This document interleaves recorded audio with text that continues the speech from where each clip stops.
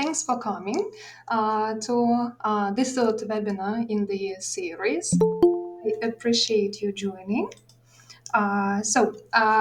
Today's topic is differentiation of content and outcomes in teaching English. A little reminder, that all the webinars are recorded in this series and uploaded on YouTube, so you can find us there. If you scan the code, you will get to our page. Sковорода-хаб, the regional center of blended education of Skovoroda University. So you can join some events there for free. You can get the certificates for them. So you're welcome. To start our webinar with, I would like you to answer one question. Today is Thursday, the last but one work day. So look at the owls. And the question is, on this owl scale, how is your week so far? Are you a bit stressed out, like the owl in picture one? So are you ready to tear apart anyone who is going to give you any additional task to do this week, like owls in picture 2 and 5? Are you shocked at the amount of work you still need to do this week? Owl 6. Are you a bit suspicious that is almost the end of the week, like Owl 3? And sleepy, not ready to do anything this week, Owl 4. So you can share in the chat, or you can, speak up. Which owl are you? 6. The amount of work. Yeah, okay, I can relate to that. Number 4, sleepy.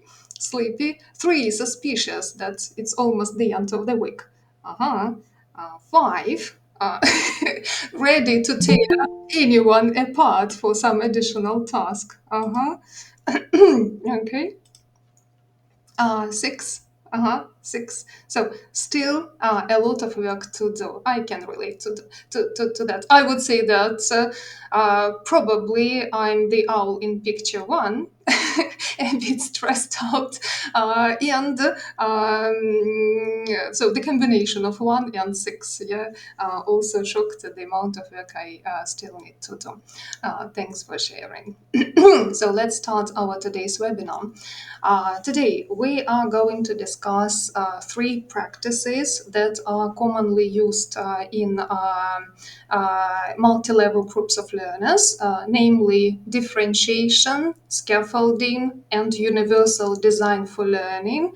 We are going to consider the differences between differentiation and scaffolding, differentiation and universal design for learning. So we're going to consider how they are related in the process of teaching multi-level groups of learners. We are going to consider how to differentiate content, process, and product when we teach heterogeneous groups of learners. So the first question is the difference between differentiation and scaffolding.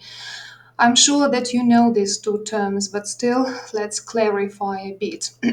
Differentiation can be defined as the process and result of creating variables between parts of the educational system.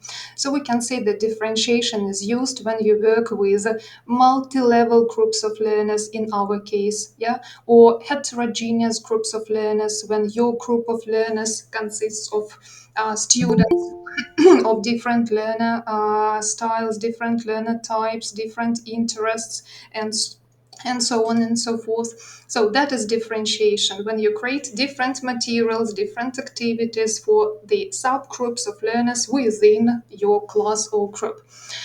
You have some examples, So when teachers differentiate instruction, they might give some students an entirely different reading. They might give the entire class the option to choose from among several texts. They might give the class several options for completing a related assignment. They are just examples of differentiation. So, in short, we can say that differentiation is the practice that we use to meet the needs of different subgroups of learners within our group. Uh, well, um, mhm.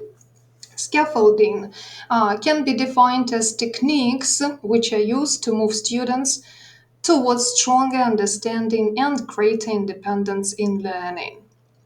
So, again, in short, it can be defined as the different kinds of assistance we provide our students with for them to complete a task or an activity successfully. You have some examples. So, when teachers scaffold instruction, they, for example, break up a learning experience, concept, skill into discrete parts. It can be a long text broken up into several parts, that is called chunking, and it makes the process manageable for your students. Then the teacher can give students the assistance they need to learn every single part of the whole assignment. In reading, we can activate our students' knowledge at the pre-reading stage. We can pre-teach them some vocabulary or grammar structures so before they start reading. So that is called scaffolding. Scaffolding can be used not only in multi-level groups of learners or in heterogeneous groups of learners. So scaffolding can be used in any groups. Yeah? So let's consider these terms in comparison. On the one hand, these terms are similar because the goal is the same. So the goal of differentiation and scaffolding is moving students learning and understanding from where they are now to where they should be. Yeah, but differentiation is used in heterogeneous, in our case, multi-level groups of learners to meet individual needs. Yeah, and scaffolding can be used in all types of groups, heterogeneous and even homogeneous groups of learners. If you're lucky, you may have a group of learners with the same level of English, but still you may need a scaffolding to help them succeed in doing some activity. So I would say that in a multi-level group of learners, we use differentiated instruction and we need scaffolding to do so. So differentiation is like an umbrella term, that includes scaffolding. Let's consider the difference between differentiation and another practice that is commonly used in multi-level groups of learners. That is called Universal Design for Learning, or UDL here. So what is UDL? UDL is defined as an overarching approach focused on the inclusive design of the whole learning environment at the outset. So, mainly we can say that that is designing your course, including the materials and the curriculum, plans of the lesson before you meet the group of learners you are going to work with. Okay?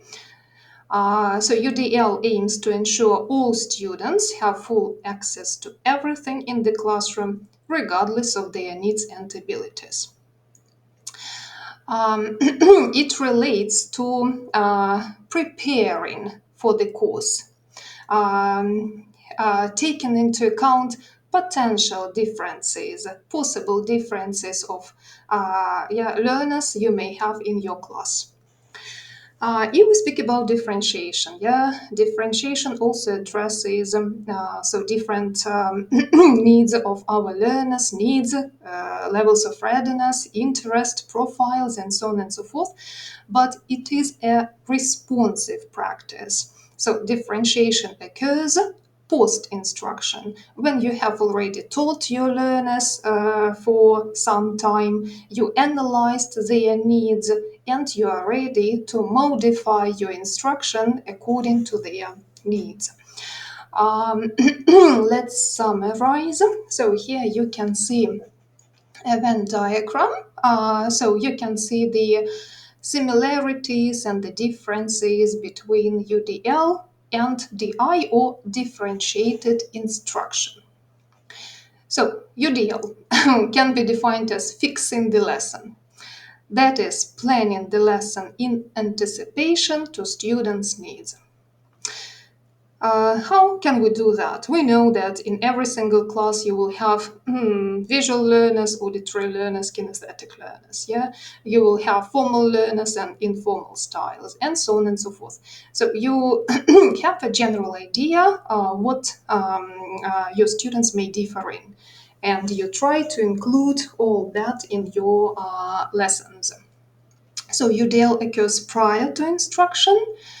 And one more thing that is important is that students in this approach are encouraged to self-differentiate and choose the best path for themselves. While you are planning your instruction before you meet your class of learners, you don't know your students. So you plan for all possible variants. Yeah, you create different levels of activities or activities aimed to make the process easier for visual, kinesthetic learners, and so on. And then when you come to class for the first time, you provide your students with these options, and they may choose themselves what they would like to do and how they would like to do that. So it is more student-centered. As for differentiated instruction, so here modifications are made in response to students' needs. You have taught your students for some time, you analyzed their needs, and you respond to their needs. So it occurs post-instruction.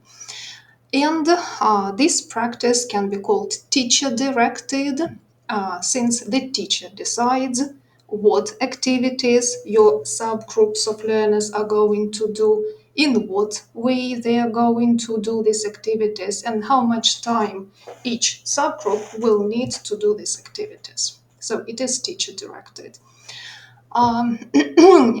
Still, we have some similarities. Yeah, both practices aim to meet individual needs of your learners, and both practices create highly supportive environment. So we have discussed, oh, by the way, here you have some principles of universal design of learning. So if you have never heard of that, yeah, you can look at them now. How can you prepare for a potentially multi-level group of learners you have never met yet?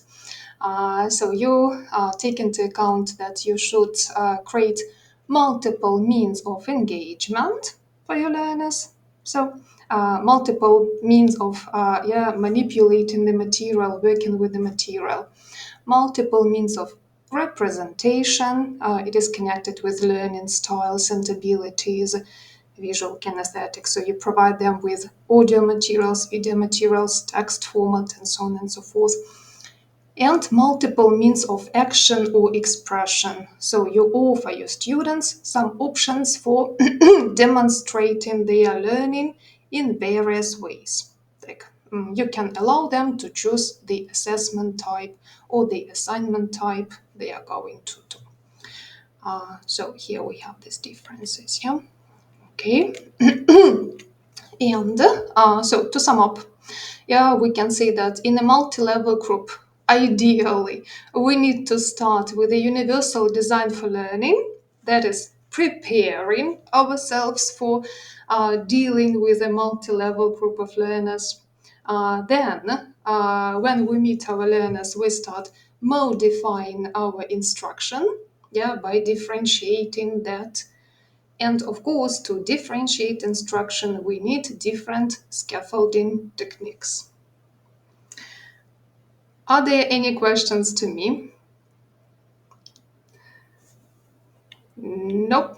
Then here is a little task for you. So you can scan the code. I will also share the link. 1 second. So it is about to appear in the chat. You have 5 citations, And you need to define, yeah, which practice these situations exemplify. For example, the teacher breaks a long audio into several parts and provides all the students with one activity for each part. Is it UDL? Is it differentiated instruction or scaffolding? So you can take a test and you will see your result. I suppose you saw the answers, yes, and you can even download the report. There is an AI assistant, yeah. So in this tool, and it will give you some feedback on what UDL is, what is DI, and so on. So let's discuss that. Here you have the answers. I want you to explain them, so providing arguments. So the first one is scaffolding. Why is it scaffolding? Or you can take any situation. Because it is divided into parts and just the task is not to listen to a long text, long audio at the same time, but just to divide it into several parts and just to do that step by step. And then it gives everyone the chance to understand, to comprehend the Yeah. information. So actually, we make this task more manageable for our learners, yes? And it is not mentioned that we divide our learners into several subgroups, so we can do it with the whole class. Yeah. Then, in the second situation, yeah, a student chooses from a number of options the task he or she would like to do to demonstrate his or her knowledge. Why is it UDL, Universal Design of Learning? Yulia? Because we give students a choice. They may make a choice what to exactly to do. So it is student directed, yeah, student centered approach, and probably you have prepared these options before you meet your students. Then the third one, a combination of differentiated instruction and scaffolding. So the teacher gives a lower level student a set of phrases this learner can use while answering the question. So why is it differentiated instruction plus scaffolding, do you think? Because learners' needs or students' needs are in focus here. It's about the level. And also, it's about scaffolding, or just no, it is the I. And as for scaffolding, just set of phrases, and a student can start with any phrase and just maybe, if it is a task, fill in the gaps. It is one situation. If it is just speak and use, then a student can start with any phrase. Yes. So lower level student, that is differentiation, and providing students with some assistance, that is scaffolding. Okay. Number four, so UDL, the teacher creates a syllabus, making sure that there are assignments for all learner styles. Yulia? Oshega? It's UDL because we're preparing the lesson before actually it started, and we're talking about um, syllabus. Yeah, what means actually the process of learning. So we're talking about the lesson. Yeah, we're talking about the preparation to our course, and you take into account the potential differences of your possible differences of your students. Yeah. And number five, so the teacher notices that one learner in the group is dysgraphic and allows this learner to record a voice message instead of writing anything. Here we have an email. So why is it differentiation, not scaffolding, not UDL? It is modification in response to students' needs. Yeah, so it is not UDL because it is done in the process, yeah, and it is differentiation. It is not scaffolding because you do not help your learner, yeah, but it is differentiation because only this learner is provided with another option. Okay, thank you so much. let's go on. So we have considered the differences. Now you know that the first step in your instruction is preparing for possible differences, of your learners. Then when you meet your learners, you analyze their needs and you think of differentiation. And how do you differentiate? So you use different scaffolding techniques.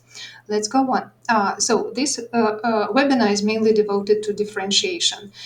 Modifications we can make in the process. So we can differentiate three elements of instruction. We can differentiate content, we can differentiate process, we can differentiate product. What is a content differentiation? So content differentiation covers what students are learning and when students are learning. So it allows for a flexible approach to the breadth, depth, and pace of learning. What and when they are doing so. Process differentiation covers how our learners are learning. It includes scaffolding, providing our students with patterns or models, and providing our students with explicit instruction, like explicit deductive, for example, teaching of grammar. And product differentiation. So this is the what is product? That is the evidence or the outcome of learning. So the way students demonstrate their knowledge. And product differentiation can be supported through different kinds of technology, through different kinds of rubrics, maybe think alouds. You can allow your students to choose the form of assessment at the end of the unit, at the end of the term. So that is product differentiation. I suggest considering each element, one by one. Content differentiation strategies. So you remember what our students are learning and when they are learning that. You see 5 examples of strategies of differentiating content.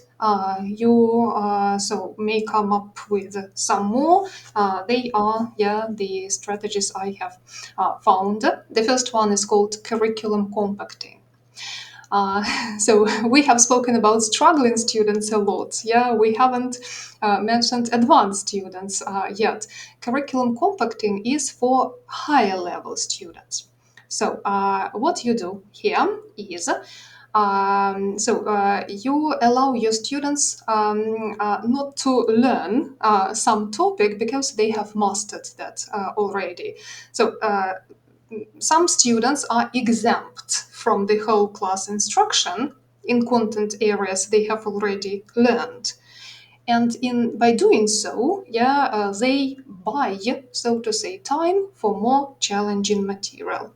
Actually, you compact the curriculum for them, we can say. But still, you extend their knowledge and skills in other areas they haven't learned yet. That is one of the strategies. Another one is called mini lessons. So you can conduct some mini lessons to reteach some students, to find another way of teaching some students, and to extend some students' skills. Reteaching is actually repeating the same procedure. If your students, for example, got distracted at the lesson, they failed to understand, so you can repeat the procedure with them.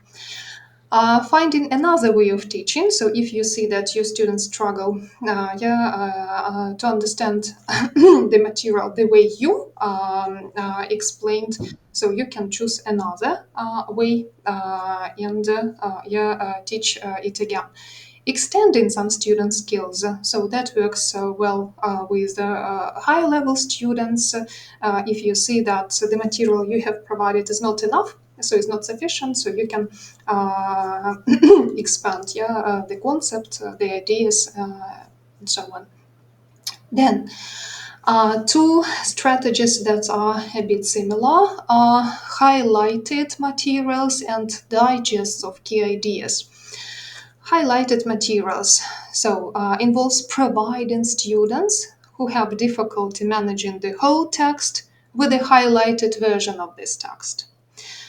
That is for struggling learners. So instead of reading like a 1 page or 2 page text, you provide your students with the same copy, but you highlighted the key points, the key words, and the learner will pay attention only to this information, and will ignore all the details. Digests of key ideas. So you provide your students with, for example, a 1 page capsule of ideas in the unit. It can be done in the format of a flowchart, a concept map, some key vocabulary. So actually, a digest of key ideas comprises the information from the whole unit, the whole module, but in a short form. They are similar, but highlighted material so is related to just maybe one activity, and digest to the whole unit or module. The last strategy that I would like to mention is varied support systems, and here you can see some of them, like study buddies, reading partners, peer mentors. They are all similar. So you can use these techniques. Yet you can also use video and audio recordings, to help your students understand something. So to allow them to revisit the material in order to listen to that again, watch that again, if they need that. So 5 strategies here. Maybe you have some other ideas. I want to clarify the moment about that buying time for more challenging material. Just you mean that buying in inverted commas? Well, it means that this group of students get more challenging tasks to do. Yeah, something additional. It's about additional material. More challenging or additional. So they can work on the same topic. Let's take some grammar topic, my favorite, present continuous. So all the class are working on just present continuous, and these students may work on the comparison of present continuous and present simple. It will be a bit more challenging. It's like the next step on the way. Or if you see that they have already mastered the topic you introduce to the group, you can provide them with a completely different topic. So instead of doing the activity which they can do perfectly, they will learn something new. Okay. And one more thing, just it's about highlighted materials. Can we say that just that it can be this technique when we just focus the attention of students on some parts of the text or words or phrases, that it is also about scaffolding? It is, yes, it is about scaffolding because we have mentioned, that differentiation involves scaffolding. How do you differentiate? So, in most cases, you differentiate by providing your students with additional help in some way. Yes, and here it is additional help. Okay, thank you. Okay, let's continue. So, no other ideas? Then let's continue. So that was content differentiation, process differentiation. Process is actually how we are learning, or how our students are learning. We can actually define process as making sense of the material that is introduced at the lesson. So making sense. And how do we usually make sense of something at the lesson? We do different kinds of activities. So when we speak about the process, then we mainly mean the activities. How we're doing these activities, so what mode of interaction we use, what timing we have, and so on and so forth. So, what is an ideal activity? Carol Tomlinson defines a good activity as just a good activity, yeah, as something students will make or do using an essential skill, essential information to understand an essential idea or answer an essential question. The keyword here is essential. Yeah, the concept, the most important information. But here we have also the definition of a good differentiated activity. And that is what I want you to pay attention to. So, a differentiated activity is something students will make or do. Look at the last 2 points, they are the same. Using essential skills, essential information to understand the essential idea, to answer an essential question, but in a range of modes at varied degrees of sophistication or complexity, in varying time spans, with varied amounts of teacher or peer support, and that is scaffolding. You see that a good differentiated activity is more difficult to organize, yeah, than just a good activity. And actually, in our classes, in most, yeah, cases, so we need to prepare good differentiated activities. We can summarize the strategies just by looking at the definition of the good differentiated activity. Process differentiating strategies, activities, yeah, include tiered assignments, because we need to use varied degrees of sophistication. So tiered assignments, different levels, yeah, of difficulty, different amounts and kinds of scaffolding, flexible grouping, flexible seating arrangements, and time differentiation. Last time we discussed ways of grouping, seating arrangements, time differentiation. We have mentioned a couple of times, so tiered assignments, and we have mentioned scaffolding a lot of times today. So I would like us to look at what a tiered assignment is. Here you have an example of such an assignment. So basically, uh, all the students in the group are asked to answer the questions. You can see them. The tallest building in the world. So, which city is it in? What is it called? How many meters high is it? How many floors has it got? 4 questions for the whole class. But they are going to answer these questions in different ways. Yeah. How are they going to find out the answers? The whole class is divided into 4 groups. Group A. So students in this group are asked to read the text and find the answers. Yeah, a simple activity to do. Look at the instruction for groups B and C. This activity is called an information gap activity. You can see that both groups are provided, are given, yeah, the same text, but with different gaps.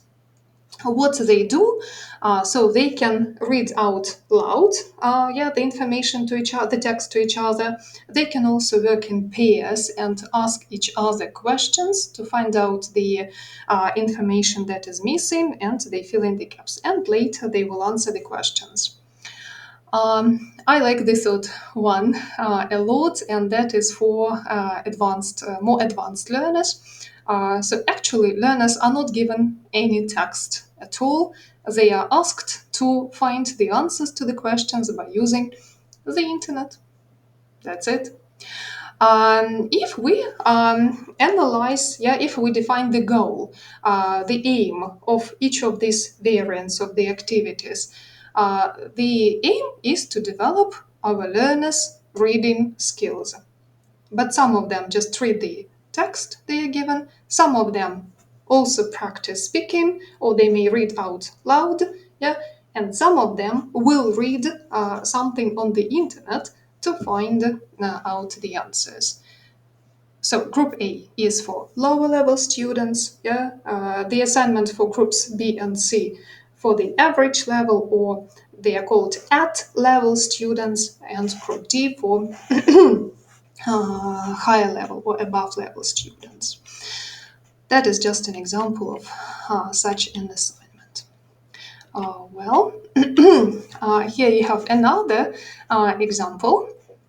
Drawing a life map. Yeah, I suppose you have done that with your students. I like that a lot. It's visual, yeah, it's interactive, it's personalized. The task is to draw a life map. Students can see the explanation what a life map is. A life map is a visual timeline, and so on and so forth. And they have the example, a model of this life map, and they have the instruction. So create your own life map, and then 4 steps. Start your life map with the day you were born, record the dates of key moments, and so on and so forth. So 4 steps. My question to you is, how can this activity contribute to content differentiation? To what students are learning? Whether it is a good activity for content differentiation.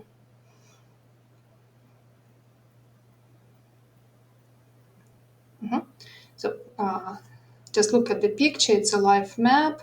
Yeah, and students need to create this life map using the information from their past and their present life. Raise of Edrim. Yeah, I want to say that creating such life map is or gives a chance to everyone to speak easily, because here in focus is I, and ego factor is very important. It is much more easier to speak about the things I did, I like to do, and I want to speak about than to describe someone or just something, and that just or understand and remember and understand, and then use the information from the text. I think that maybe to practice present simple or past simple, that just it is okay, then it is what it is okay. Yeah, that is true. Personalization is a good point. Yeah, you have mentioned. So if you make an activity personalized, it will guarantee the success of this activity. We like speaking about ourselves. Yes, Maxima, what would you like to add? I think that this task is a little quite um, communicative or subcommunicative, because we can't predict which answer the pupil will give, because he or she can use present simple, past simple, present perfect. We can't predict exactly which thought he or she gives. And actually, this makes the activity communicative.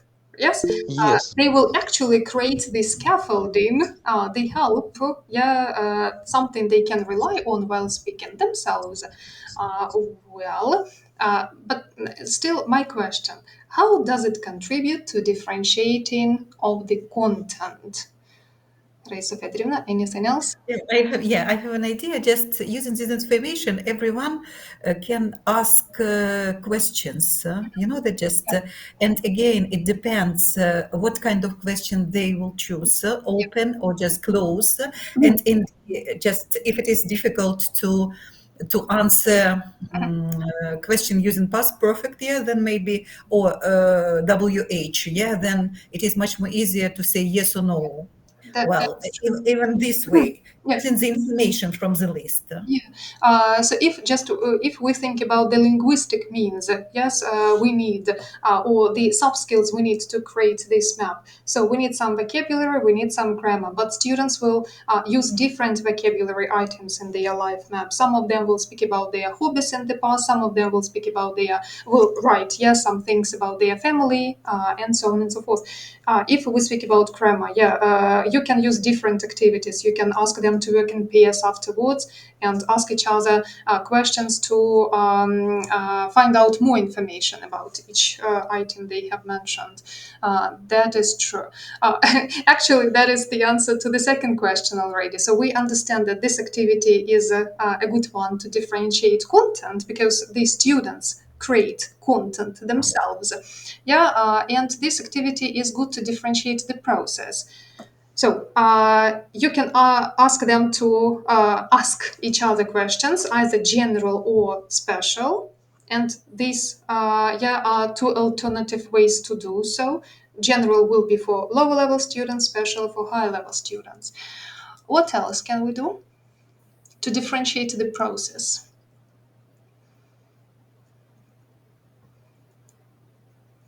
For example, when my students do similar tasks, I give the task to share their previous experience, to speak about something interesting that happened to them in their life. Yeah, I personally put down the information. I take notes always, and then I design an activity where I could place the information I got. It's the previous lessons, and then just it is an indicator if they answer, if they remember this information about each other in the group, it is an indicator that they are active listeners. So just if it is interesting for them, well, sometimes they who likes, so which of you did that, which of you visited, or say, oh, it was Mary, it was Jane, they just, okay, great. Yeah. And it's also one more bonus or benefit, just to create a friend atmosphere, and just for them to get to know each other better, Yes. which can help them to improve their learning, to motivate them. Yes, that is true. Yeah, Tatiana wrote that it's a good activity for elementary learners. So for primary school students, for maybe the grade 5, grade 6, for younger basic school students. Yeah, that is a good activity. And what Reisa Fedorivna mentioned, students also understand that you care and you are an active listener because you remember so much information about what they mentioned in the previous lessons. Yes, and it is really important for students. Yeah. Okay, so that is just one of the examples. Yes, and this one is a typical one that can be used. So they are organized easily, especially the last variant. So find the answers online. Yeah. Okay. Let's go on. Product differentiation. So we have discussed how to differentiate content, how to differentiate process. Yeah. Product differentiation.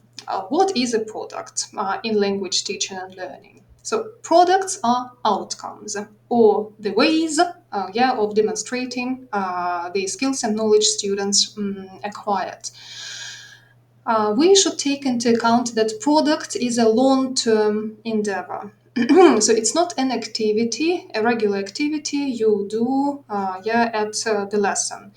Usually a product is something your students create by the end of the unit, by the end of the module, by the end of the term to demonstrate how well they internalized the material you introduced. Products can be considered the elements of the curriculum that students can own. So products are something that we can see, something we can touch, something we can hear. It is not something abstract. And high quality products assignments can be used to assess your students' knowledge and understanding and skills, since some students are not very good at writing just tests. They are much better at applying their knowledge in real life situations by creating something. I would like you to look at the list of different product ideas. They are just some in alphabetical order. Maybe you will take some ideas, yes, for your teaching. So our students can create an action plan, a banner, a blog, a campaign speech, a card game, a debate, an ebook, film. They can dub a film, they can create a game show, and so on and so forth. And you can add a lot of ideas to this list. So again, a product is not a drilling activity. You will not have a product at the end of a drilling activity. Yeah, it should be a communicative, real life activity. So Carol Tomlinson recommends teachers to follow these recommendations for differentiating products for struggling learners. I have chosen this group of learners, struggling learners, because if we speak about more advanced learners, you will give them a task and they will do everything themselves. They will not need any assistance. Struggling students will. So we should remember that products or tasks we create for our learners should require them to apply and extend essential skills. So what we have taught them, this module, this term, then we should allow our struggling learners to express themselves in ways other than written language alone. So you should give them freedom of choice. Yeah, they will use the same skills, but they can create different products, and they can choose the ways they demonstrate this knowledge themselves. It is recommended to give product assignments in smaller increments, in smaller parts, to make the process more manageable. It is also recommended to put directions or instructions on audio or video for struggling students to revisit the explanation when needed, for you not to repeat several times, what they need to do. You can prepare or yourself, or help your students prepare timelines for product work, again breaking the work into several parts. You can support students in finding appropriate resources. You can create, for example, a bank of internet sites by bookmarking these sites with them. You can create a special book bank with them. You can audio record some key points, and then they will listen to them later while they are doing the task. It is also recommended to provide learners with models. They can analyze in order to understand what the final outcome should look like, what components it includes, and what kind of skills they will need to do the activity successfully. So they are the recommendations. The final activity for you. I want you to correlate the tasks with the levels of learners. Just imagine that you have a group of learners and you have divided them into two subgroups: below level students, at level students, and above level students. Yeah, below level, at level, and above level. You have 4 sets of products.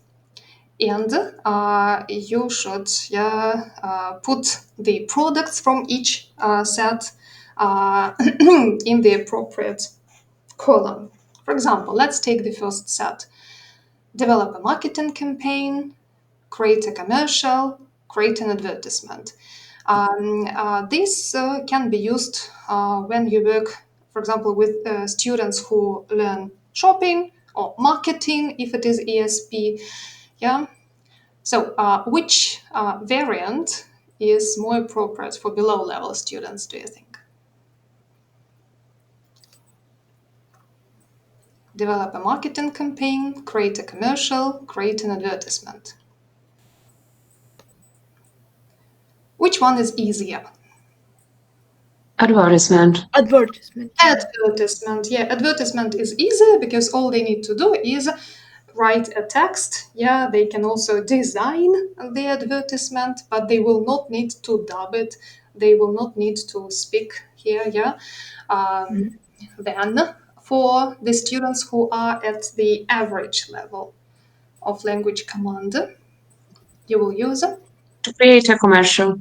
create a commercial. So basically the same as advertisement. Yeah, the idea is the same, to promote something, but it is more complex. And of course, marketing campaign, so for above level students. Let's take the second set. So you can ask your students to write A blurb for a book. What is a blurb? A blurb for a book.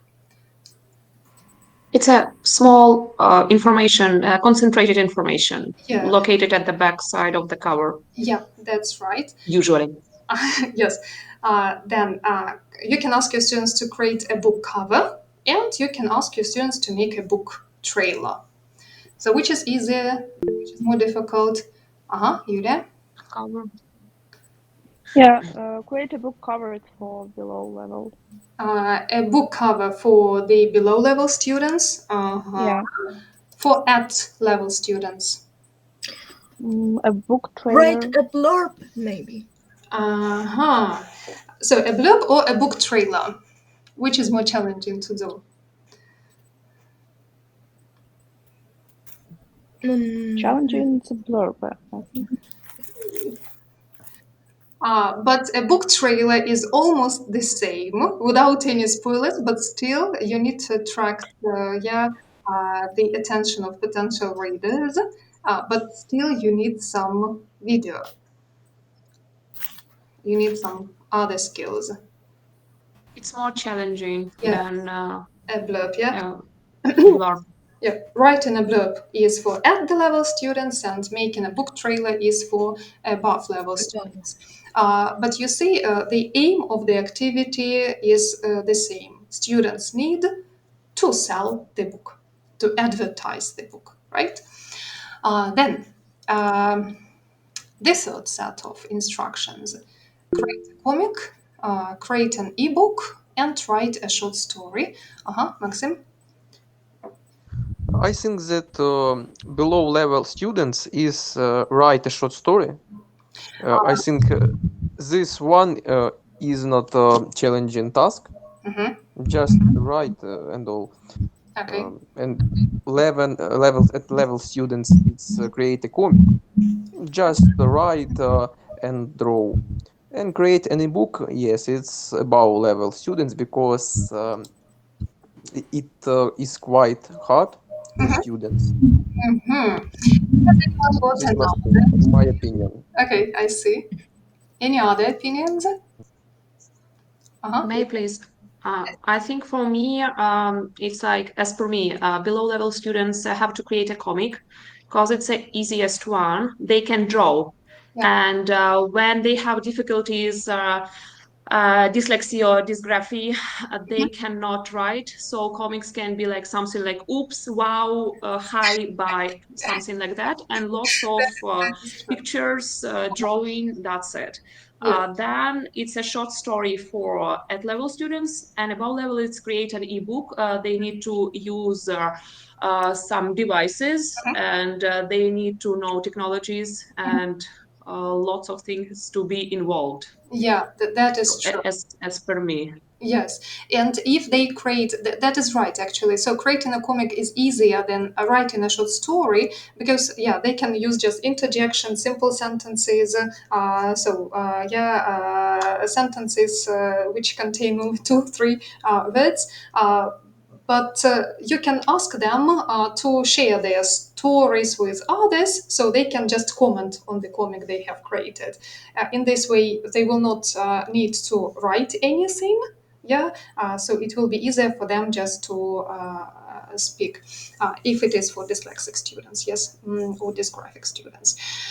A short story and an ebook. A short story, so just a page, and that's it. And an ebook, some technical skills, some additional technical skills. And it will take more time, I mean that at level students and above level students will need maybe the same amount of time to create these two products. Yes, but if you ask, for example, at level students to create an ebook or write a short story, it will take them more time to create an ebook than a short story. So you can play with the timing in this case. The last set of instructions: create a new recipe, improve a recipe, and make an online cookbook. Vera? I think it's the easiest. Create a new recipe, it's at level students, improve recipe below level students, and make an online cookbook for sure above level students. Above level students, yes. So an online cookbook doesn't mean that there should be hundreds of recipes. They can be just Yeah. 5, 10, up to 10, but still it is a bit more challenging to do. So here you have the answers, yes, and you rock. We have done everything correctly, so you can use these ideas for your students. My dear colleagues, we have discussed 3 different practices we can use while working with multi-level groups of students: universal design for learning, differentiation, and scaffolding. We have also discussed how to differentiate content, process, and product. Will you take anything away or home from this webinar? Did you find out anything new that you liked most of all?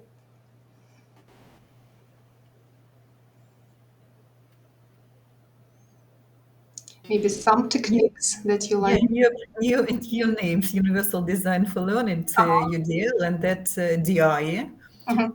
differentiating the instructions and the difference between them. Yeah, really, and just the differentiation in scaffolding also. And I think maybe someone else will add anything. Yeah, I will comment on that as well. So, universal design of learning. Usually, we think about multi-level groups or heterogeneous groups of learners, and we think that we come to them, we have something standard we created for everyone, and we start modifying. Yes, just on the spot. But actually, to save our time, we can prepare ourselves in advance, beforehand. So we can actually create different levels of activities or activities for different learning styles, learner types, interests, and so on before you start working with some group. And if you are aware of the techniques that can be used, yes, it will even help you to differentiate the process on the spot.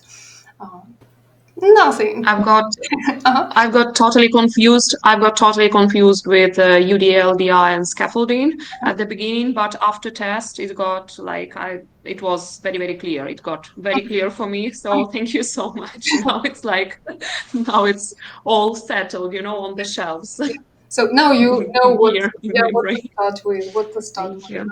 Okay. Well, And it seems to me that the Venn diagram demonstrated that it is easy to understand, to remember the differences and similarities, and just what unites these two techniques, two approaches, maybe. And really, just that intersection demonstrates that similarities and helps us to understand what it is about, just what differs them and just what they have in common. yeah, thank you so much. I'm glad that I helped you with. Thank you. So thank you for participation. I'm looking forward, to our next meeting next Thursday. Another topic, adapting materials. Maxim, you have a question? You're welcome. No, No, excuse me. I wanted to just to make come on. emoji, but I raised my hand. I see. Yeah, I see. So thanks for joining. Thanks for your time. See you next Thursday. Thank you very much. Thank you. Thank you so much. Thanks for Thank sharing. you. Thank you. Have a nice week ahead. Have a good week. Yeah. Bye. And thank you for the chance to see each other. And Yeah. there are my former students, Olena Kizimenko, Vera Strishko. Hey. Yes. Okay. Thank And you. also Olena Anatolievna. Thank you.